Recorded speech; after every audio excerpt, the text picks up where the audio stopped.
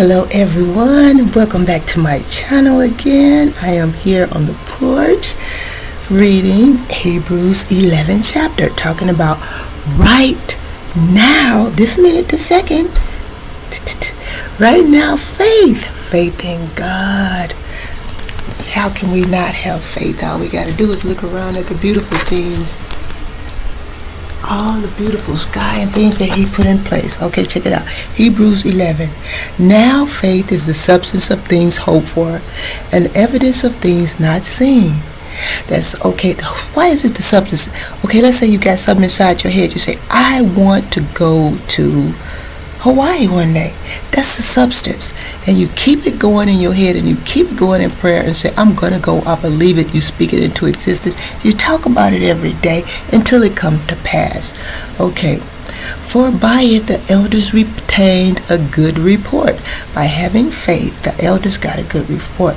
That means they never gave up. And one day, through faith, we understand the worlds were framed through the word of God. Just like God said, let there be a tree. Boom, there was a tree. Let there be fish. Let there be firmament in the air, the birds, the fowls. All these things he spoke it into existence. And he gave us the same kind of authority to speak these things into existence again. Okay. By faith, Abel offered unto God a more excellent sacrifice than Cain, by which he obtained witness that he was righteous in what he did, God testifying of his gifts. By it, he being dead, yet he spoke these things into existence.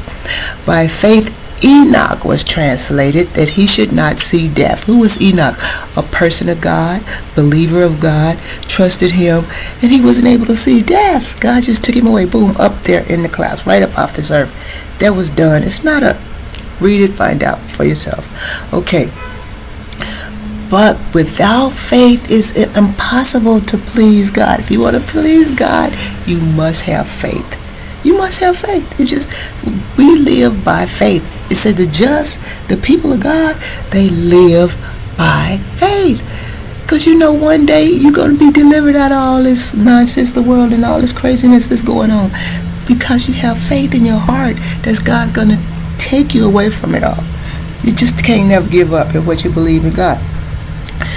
By faith, Noah, being warned of God of the things that he didn't see, but yet moved with fear, he prepared an ark. Because who did he fear? He didn't fear what man would do. He was fearing what God said was going to happen, that this whole earth would be destroyed with water. From all the way down to the earth, all the way up to the heavens, it was filled with water, and it was destroyed. All evil people, they were destroyed. You must trust God. You must have faith in God and obey him and do what he tells you to do. Because none of us lives forever.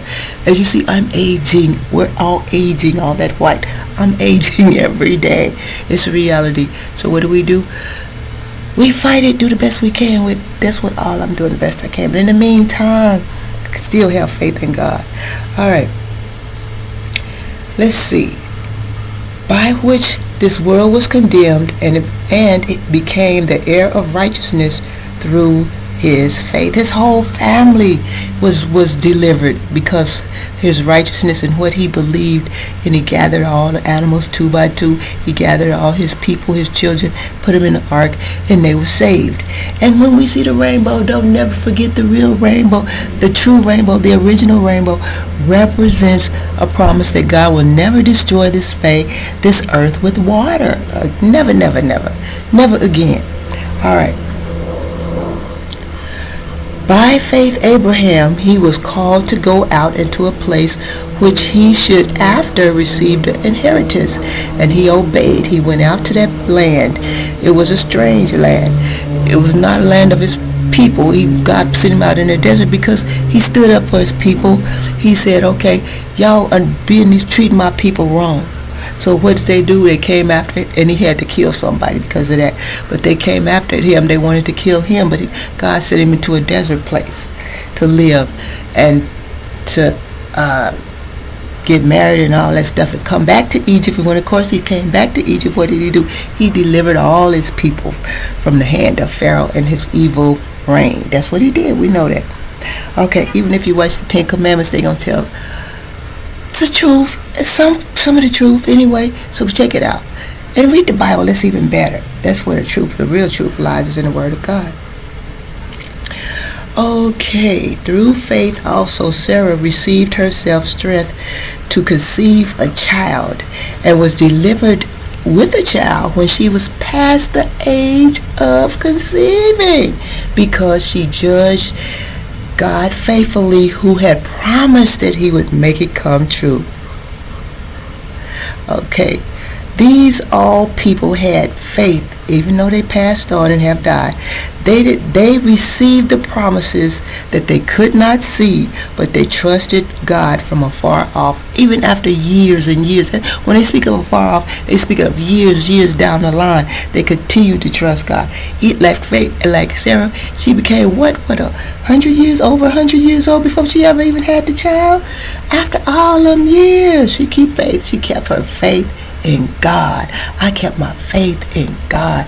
I didn't get married to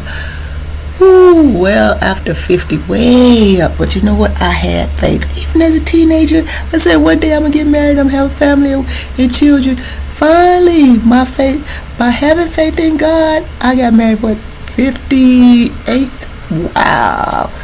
Whoa! Anybody else would have gave up a long time ago. But you can't give up on God, because he never gives up on you. And you know what? Sometimes the best dreams come true when you're an old person. So never give up on God. Keep your faith. Keep your trust in God always. He will come through. He'll never let us down. He might not come when we want him to. God knows I cried and prayed and cried and hoped. And one day it did come true. So yeah, God bless you all. Have a wonderful day.